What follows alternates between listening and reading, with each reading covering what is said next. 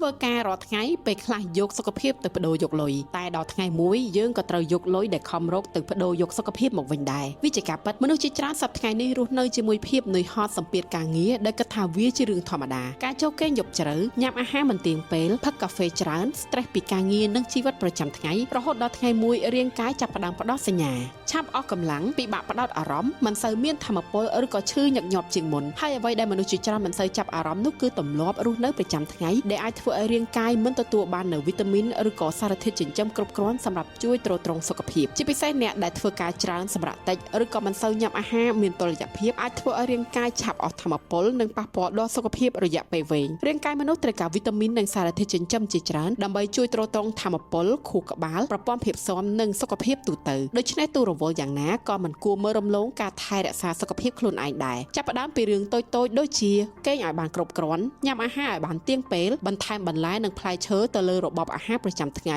ផឹកទឹកឲ្យបានគ្រប់គ្រាន់ហើយ